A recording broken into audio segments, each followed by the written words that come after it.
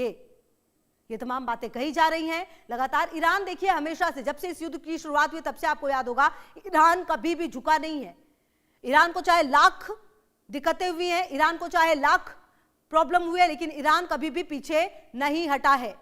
नाकेबंदी की घोषणा से क्या हुआ, अब देखिए, यदि अमेरिका आधिकारिक तौर पर होर्मुज जल मध्य की नाकाबंदी करने की अपनी योजना पर आगे बढ़ता है तो तेल की कीमतें आसमान छू सकती हैं और मौजूदा स्तरों से कहीं अधिक बढ़ सकती हैं। विशेषज्ञों का कहना है कि इस कदम से वैश्विक ऊर्जा आपूर्ति में प्रतिदिन 12 मिलियन बैरल तक की गिरावट आ सकती है। बाजार में अमेरिका और ईरान के बीच सप्ताहांत में हुई वार्ता विफल होने के बाद 13 अप्रैल को उत्तरी सागर के ब्रेंट कच्चे तेल की कीमत $103 प्रति बैरल से अधिक हो गई। नाकेबंदी की घोषणा से क्या हुआ, ट्रंप की नाकेबंदी से तेल की कीमतों में उछाल आया। तेल की कीमतें $150 प्रति बैरल तक पहुंच सकती हैं। आज तेल की कीमतों में लगभग 8% का उछाल आया है। दुनिया भर में महंगाई बढ़ने की आशंका है। तेल संकट पर दुनिया में हाहाकार मच सकता है। जी हां, तो ये जो तेल संकट है इससे दुनिया में हाहाकार मच सकता है। और इसी बीच एक बड़ी खबर, ट्रंप की नाकेबंदी के बाद एक्टिव मोड में रूस और चीन। रूसी विदेश मंत्री कल चीन दौरे पर जाएंगे। युद्ध रुकवाने पर दोनों देशों से बात हो सकती है। होर्मुज को खुलवाने पर भी चर्चा हो सकती है। ट्रंप की नाकेबंदी से दुनिया भर में बेचैनी है। और अब आपको बता दें कि रशिया और चाइना भी एक साथ आते हुए, एकजुट होते हुए बातचीत करने के लिए, ये बड़ी खबर आ रही है। युद्ध रुकवाने पर दोनों देश बातचीत करेंगे। होर्मुज को खुलवाने पर भी चर्चा हो सकती है। और ट्रंप की नाकेबंदी से दुनिया भर में बेचैनी है। जी हाँ, होर्मुज को खुलवाने पर चर्चा होगी। ट्रंप की नाकेबंदी से दुनिया भर में बेचैनी साफ नजर आ रही है। तो कुल मिलाकर आपको बता दें, ट्रंप की नाकेबंदी के बाद एक्टिव मोड में है रशिया और चीन। अब पश्चिमी देशों का हाल जानिए। अप्रैल 2026 में अमेरिका के राष्ट्रपति डोनाल्ड ट्रंप ने ईरान द्वारा होर्मुज स्ट्रेट को बंद करने के बाद ईरानी बंदरगाहों और तेल टैंकरों को नौसैनिक ब्लॉकेड के निर्देश दिए, जिससे वैश्विक ऊर्जा आपूर्ति पर गहरा संकट मंडरा रहा है। इस कदम से तेल की कीमतों में भारी वृद्धि, लगभग 8% से अधिक, और पश्चिम एशिया में सैन्य टकराव का खतरा बढ़ गया है। पश्चिमी देशों का हाल समझिए आप। ब्रिटिश प्रधानमंत्री कीर स्टारमर ने जो स्पष्ट बयान है वो दिया है। अमेरिकी सहयोगी ब्रिटेन नाकेबंदी में शामिल नहीं है। बयान से अमेरिकी और यूरोपीय नीति में दरार देखने को मिल सकती है। फ्रांस ने भी अमेरिका को मदद की बात नहीं की है। मैक्रो का मजाक उड़ा चुके हैं ट्रंप, आपको याद होगा एक बार। जी हाँ, मैक्रो का मजाक उड़ा चुके हैं खुले मंच पर, सार्वजनिक मंच पर, और अब सीधा सीधा फ्रांस ने भी कह दिया कि हम कोई मदद नहीं करेंगे। कुल मिलाकर जो यूरोपीय देश है उनका अपना एक अलग स्टैंड नजर आ रहा है। और कुल मिलाकर लगातार ये कह दिया गया है कि हम इस युद्ध में नहीं हैं। सबसे प्रभावित देश कौन से, अब आप ये भी समझ लीजिए। ईरान से सबसे अधिक तेल खरीदने वाला चीन और भारत, जो अपनी ऊर्जा जरूरतों के लिए इस क्षेत्र पर निर्भर है, सबसे ज्यादा प्रभावित होंगे। सबसे प्रभावित देश कौन कौन से हैं? कई एशियाई देशों पर भारी संकट है। जापान होर्मुज के रास्ते तेल मंगवाता है। दक्षिण कोरिया में मारामारी मच सकती है। होर्मुज के रास्ते दक्षिण कोरिया में तेल आता है। जापान में स्थिति और विकट हो जाएगी। चीन और भारत का संकट बड़ा है। चीन ईरान में से सबसे ज्यादा अधिक तेल मंगवाता है।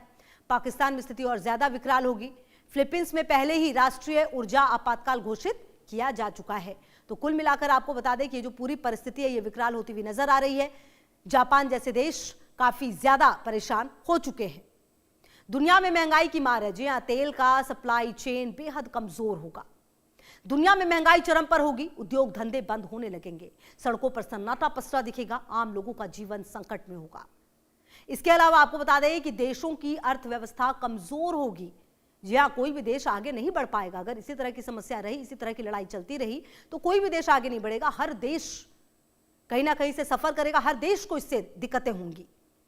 देशों की अर्थव्यवस्था कमजोर होगी। हर देश जो अर्थव्यवस्था को बढ़ाने पर है वो नहीं बढ़ा पाएगा। विश्व युद्ध का खतरा जो है वो मंडराता हुआ भी नजर आ रहा है। देशों की अर्थव्यवस्था हुई तो कमजोर, तो तनाव बढ़ेगा। हर देश ईरान और अमेरिका को जिम्मेदार ठहराएंगे। चीन का तेल ईरान से आता है। चीन को अमेरिका का कदम बेहद चुभेगा। अमेरिका ने चीन को ईरान को मदद नहीं करने की चेतावनी भी दी है। अमेरिका के भरोसेमंद सहयोगी छिटक चुके हैं। ब्रिटेन, फ्रांस, जर्मनी, जापान का अमेरिका को साथ नहीं है। अमेरिका इस तनाव में अकेला पड़ गया है। चीन इसका लाभ उठा सकता है। रूस की स्थिति मजबूत होगी क्योंकि उसका तेल बिकेगा। रूस क्यूबा जैसे देशों को तेल भेजकर अपनी स्थिति मजबूत कर सकता है और रूस ये कर भी रहा है। आपको बता दें कई जगहों पर रूस जो है वो तेल बेचना शुरू भी कर चुका है। तो ऐसे में इसी बीच एक बड़ी खबर आपको बता दें, होर्मुज स्ट्रेट को लेकर ब्रिटेन और फ्रांस की नई पहल सामने आई है। 40 से ज्यादा देशों के साथ मिलकर एक समिट बनाएंगे। ब्रिटिश पीएम कीर स्टारमर का समिट बुलाने का ऐलान है। ग्लोबल शिपिंग का रुकने के बाद ये विषय सामने आया है और चिंतित हैं फ्रांस और ब्रिटेन में कीर स्टारमर ने एक्स पर पोस्ट करके इसकी जानकारी दी है। तो क्या सवाल उठता है कि जो ब्रिटिश पीएम करने वाले हैं इसके बाद कुछ लाभ इसका मिल पाएगा और क्या इससे कुछ फायदा मिल पाएगा?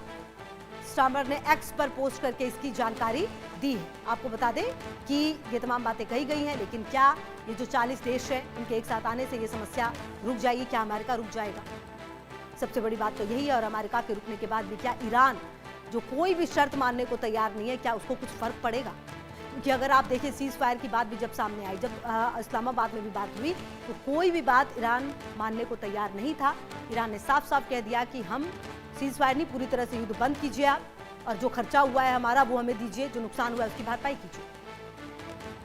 अब सबसे बड़ा सोर्स खाड़ी देश कौन कौन से हैं? दुनिया की अर्थव्यवस्था आज भी तेल पर टिकी है।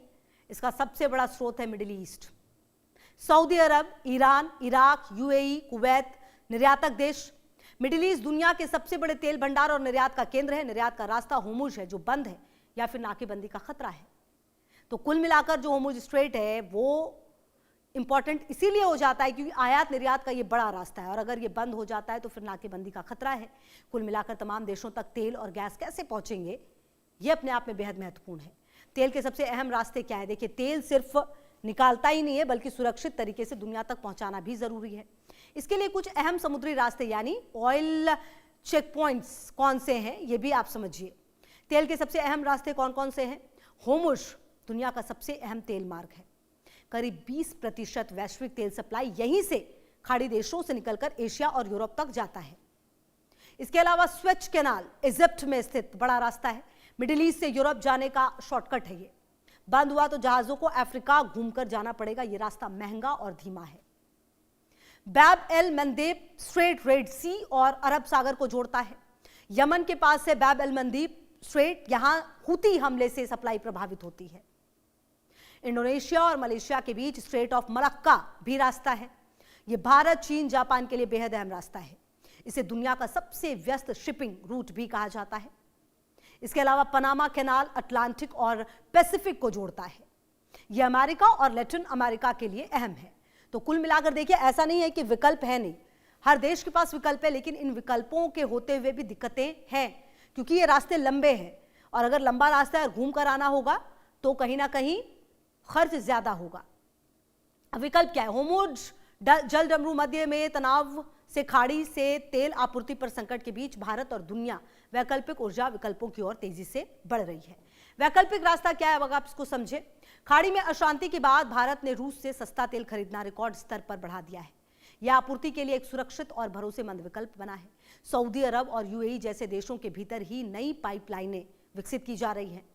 यह होर्मुज के रास्ते को छोड़ सीधे समुद्र के दूसरे छोर तक तेल पहुंचाती है।